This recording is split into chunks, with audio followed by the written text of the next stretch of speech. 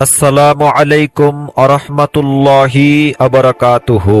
জুমার দিনে আসরের নামাজের পর 100 বার দোয়াটি পড়ুন, গায়বী সাহায্য পাবেন, দোয়া এবং আশা কবুল হবে। প্রথমে দোয়া সম্পর্কে শুনুন। নবীজি সাল্লাল্লাহু আলাইহি ওয়াসাল্লাম কি সুসংবাদ দিয়েছেন, যা শুনলে শয়তান আর আপনাকে ধোঁকা দিতে পারবে না ইনশাআল্লাহ। তারপর বলে দিব জুমার দিন আসরের পর কোন দোয়াটি 100 বার পড়বেন এবং নবীজি সেই আমলটি সম্পর্কে কি বলেছেন ও আমলটি কিভাবে করবেন। বিস্তারিত নিয়ম বলে দিব ইনশাআল্লাহ। তো চলুন বিস্তারিত জেনে নেই দোয়া সম্পর্কে। নবীজি সাল্লাল্লাহু আলাইহি সাল্লাম কি বলেছেন? রাসূল সাল্লাল্লাহু আলাইহি ওয়াসাল্লাম বলেছেন, দোয়াই মূল ইবাদত। এরপর তিনি কোরআনের এই আয়াত তেলাওয়াত করলেন এবং তোমাদের রব বলেছেন, তোমরা আমার কাছে দোয়া করো, আমি তোমাদের দোয়া কবুল করব। দোয়া গুরুত্বপূর্ণ ইবাদত। হাদিসের অনেক বর্ণনায় দোয়ার এসব গুরুত্ব, মর্যাদা ও ফজিলত উঠে এসেছে। তা হলো, 1. হযরত আনাস রাদিয়াল্লাহু তাআলা আনহু বর্ণনা করেছেন, রাসূল সাল্লাল্লাহু আলাইহি ওয়াসাল্লাম বলেছেন, দোয়া হলো ইবাদতের মগজ বা মূল বস্তু। 2 নম্বর, হযরত আবু হুরায়রা রাদিয়াল্লাহু তাআলা আনহু বর্ণনা করেছেন, রাসূল সাল্লাল্লাহু আলাইহি ওয়াসাল্লাম বলেছেন, আল্লাহর কাছে দোয়ার চেয়ে কোনো জিনিসের অধিক মর্যাদা উত্তম নেই। 3 নম্বর, হযরত সালমান আল ফারসি রাদিয়াল্লাহু তাআলা আনহু বর্ণনা করেছেন, রাসূল সাল্লাল্লাহু আলাইহি ওয়াসাল্লাম বলেছেন, দোয়া ছাড়া অন্য কিছুই তকদিরের লিখনকে পরিবর্তন করতে পারে না এবং নেক আমল ছাড়া অন্য কিছু বয়স বাড়াতে পারে না। মিশকাত 2233, তিরমিজি। 4 নম্বর, হযরত আব্দুল্লাহ ইবনে উমর রাদিয়াল্লাহু তাআলা আনহু বর্ণনা করেছেন, রাসূল সাল্লাল্লাহু আলাইহি ওয়াসাল্লাম বলেছেন, নিঃসন্দেহে দোয়া ওই সব কিছুর জন্য কল্যাণকামী যা সংগঠিত হয়েছে এবং যা এখনো সংগঠিত হয়নি। সুতরাং হে আল্লাহর বান্দাগণ, তোমরা দোয়া করাকে নিজের প্রতি খুবই জরুরি মনে করবে, যা যত্নবান হবে। 5 নম্বর, হযরত জাবের রাদিয়াল্লাহু তাআলা আনহু বর্ণনা করেছেন, রাসূল সাল্লাল্লাহু আলাইহি ওয়াসাল্লাম বলেছেন, যে কোনো ব্যক্তি আল্লাহর কাছে কোনো দোয়া করলে আল্লাহ তাআলা তার হয়তো সেই দোয়া কবুল করবেন অথবা এইরূপ কোনো বিপদকে তার উপর থেকে দূরে সরিয়ে দেন, যদি সে কোনো গুনাহের অথবা আত্মীয়তার সম্পর্ক ছেদের জন্য দোয়া না করে। 6 নম্বর, হযরত আব্দুল্লাহ ইবনে মাসউদ রাদিয়াল্লাহু তাআলা আনহু বর্ণনা করেছেন, রাসূল সাল্লাল্লাহু আলাইহি ওয়াসাল্লাম বলেছেন, আল্লাহর কাছে তার অনুগ্রহ কামনা করো, কেননা আল্লাহ তার কাছে প্রার্থনা করাকে পছন্দ করে, আর ইবাদতের সর্বোত্তম দিক হলো সচ্ছলতার অপেক্ষা করা। 7 নম্বর, হযরত আব্দুল্লাহ ইবনে উমর রাদিয়াল্লাহু তাআলা আনহু বর্ণনা করেছেন, রাসূল সাল্লাল্লাহু আলাইহি ওয়াসাল্লাম বলেছেন, তোমাদের মধ্যে যার জন্য দোয়ার দরজা খোলা তার জন্য রহমতের দরজাও খোলা, আর আল্লাহর কাছে কুশল ও নিরাপত্তা কামনা করা ছাড়া আর কোনো কিছুই কামনা করা এত প্রিয় নয়। 8 নম্বর, হযরত আবু হুরায়রা রাদিয়াল্লাহু তাআলা আনহু বর্ণনা করেছেন, রাসূল সাল্লাল্লাহু আলাইহি ওয়াসাল্লাম বলেছেন, তোমরা দোয়া কবুল হওয়ার দৃঢ়তা ও নিশ্চয়তা মনে রেখেই আল্লাহ তাআলার কাছে দোয়া করো। জেনে রেখো, আল্লাহ তাআলা অবহেলাকারী অস্থায়ীহীন মনের দোয়া কবুল করে না। দোয়া খুবই গুরুত্বপূর্ণ ইবাদত।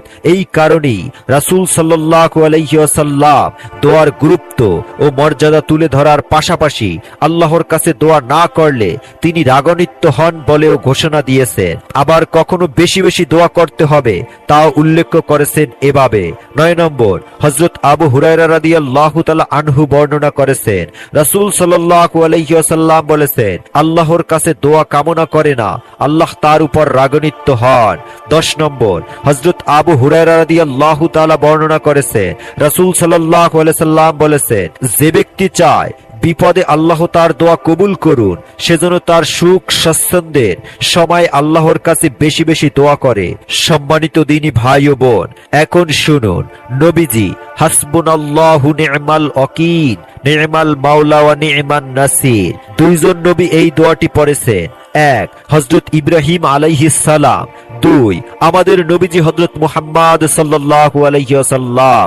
সুবহানাল্লাহ, মানুষের অবস্থা সব সময় অনুকূলে যায় না, কখনো ভালো যায়, কখনো খারাপ সময় ধেয়ে আসে।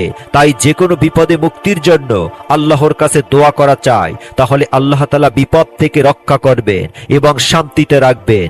যে কোনো বিপদের সম্মুখীন হলে উল্লেখিত দোয়া বেশি বেশি পড়তে পারেন। এটি আলে ইমরানের 173 নম্বর আয়াত এবং সূরা আনফালের 40 নম্বর আয়াতে, আবার সূরা হজের 78 নম্বর আয়াত অংশের মিলিত স্বরূপ। হাসবুনাল্লাহু নি'মাল ওয়াকিল, নি'মাল মাওলা ওয়া নি'মান নাসির। হাসবুনাল্লাহু ওয়া নি'মাল ওয়াকিল, নি'মাল মাওলা ওয়া নি'মান নাসির।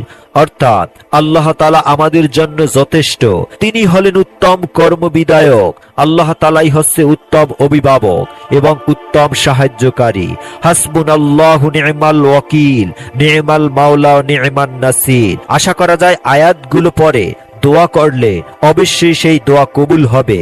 যে কোনো অন্যায়, অত্যাচার, অবিচারের শিকার হলে অথবা অন্যায়ভাবে কারাবন্দী থাকলে নিচে উল্লেখিত আয়াতটি বেশি বেশি পড়বে, সঙ্গে আল্লাহ তাআলার দরবারে আন্তরিকভাবে মুক্তির জন্য দোয়া করবে, তাতে ইনশাআল্লাহ মুক্তি মিলবে। যেইভাবে দোয়াটি মিল পেয়েছে, হাসবুনাল্লাহু ওয়া নি'মাল ওয়াকিল অংশটি কোরআনের আয়াত। এটি পড়ার কথা পবিত্র সহিহ হাদিসের মাধ্যমে প্রমাণিত।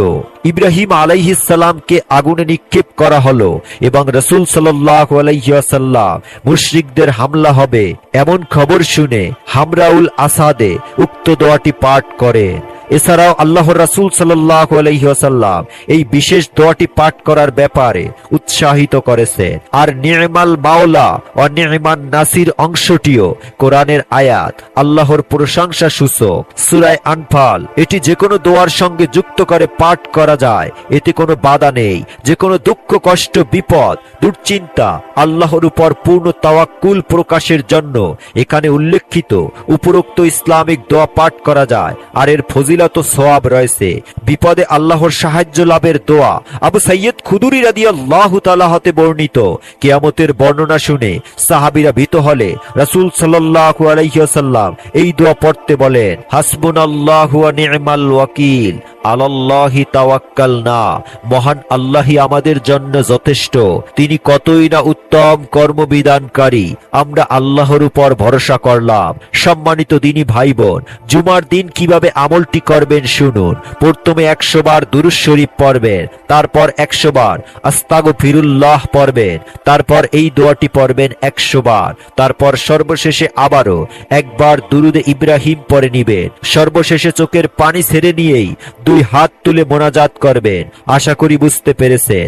আমার দৃঢ় বিশ্বাস, যেহেতু আজকের ভিডিওটি অনেক গুরুত্বপূর্ণ, তাই আপনারা ভিডিওটি শেয়ার করে সবাইকে শেখার সুযোগ করে দিবেন ইনশাআল্লাহ। যারা ভিডিওটি শেষ পর্যন্ত দেখছেন তারা কমেন্টে আলহামদুলিল্লাহ লিখে আল্লাহর শুকরিয়া আদায় করুন।